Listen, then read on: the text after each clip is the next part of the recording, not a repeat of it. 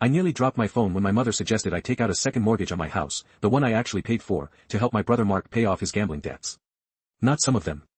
All of them. Mark is the golden child. Always has been. From the moment he cried and got the bigger piece of cake to when he crashed his third car and Dad just bought him a new one, no questions asked. I've always been the dependable one, the quiet one, the one who worked 3 jobs through college while Mark found himself doing God knows what. He's 32 now. Still, finding himself. He lost his latest job a month ago, the one Dad pulled strings to get him. Apparently, he was caught online betting during work hours. Not just once, but repeatedly. His landlord evicted him, his car got repossessed, and now he's crashing on our parents' couch, racking up debts that are starting to sound like something out of a bad movie. Loan sharks, my mother whispered. My parents called a family meeting last weekend. I walked in, and Mark was slumped on the sofa, looking pathetic, like a kicked puppy. But I knew that look. It's the same one he wears right before he expects someone else to clean up his mess. My stomach churned. Your brother's in a bit of a jam, my dad started, looking at me with those pleading eyes. He needs a substantial amount of money to make things right. Clean slate. I stared at Mark. He wouldn't meet my gaze. He just picked at a loose thread on the cushion. How substantial are we talking? I asked, my voice dangerously calm. My mom wrung her hands. Well, with the back rent, the car, and the other people, it's about $40,000. $40,000. My jaw tightened. That was my emergency fund. My safety net. The money I'd worked my ass off for since I was 16. The money I saved for a future I was actually building. And where exactly, I said, still looking at Mark, do you propose this $40,000 comes from? Mark finally looked up, a hint of his usual entitled smirk forming. Well, you're doing so well, sis. You've got that big house, stable job. Mom said you even have some investments. That's when my mother chimed in with the second mortgage idea. A loan that would literally put my home at risk because her golden boy couldn't keep his hands out of his own pocket. The sheer audacity. Are you insane? I finally exploded, my voice echoing in the too quiet living room. He's 32 years old. This isn't a bit of a jam, Mom. This is a pattern.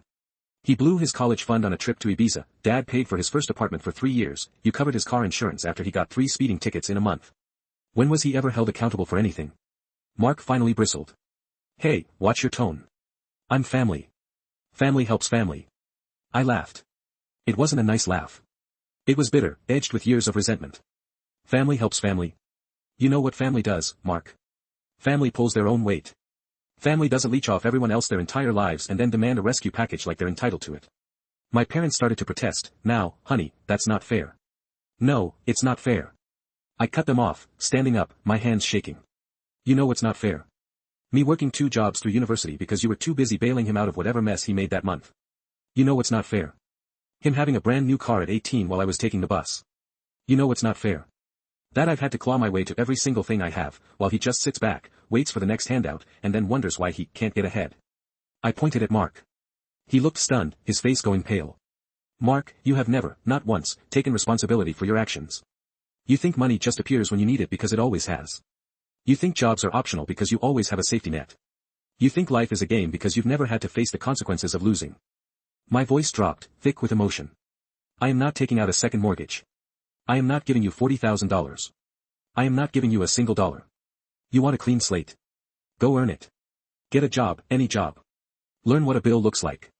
Learn what it feels like to actually work for something, instead of just expecting it to be handed to you. The silence in the room was deafening.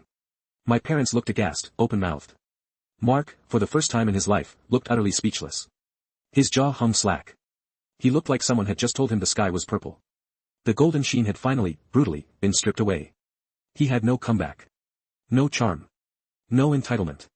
Just a raw, exposed shock. He eventually stormed out, slamming the door. My parents tried to talk to me, to reason with me, but I just said, I'm done enabling him. If you want to, that's your choice. But I won't be a part of it. I left. The house felt lighter than it had in years. I haven't heard from Mark since. My parents are giving me the silent treatment, but I don't regret it. Not one bit. But part of me wonders, was it too harsh? Or was it finally time someone ripped off the Band-Aid and showed him the real world?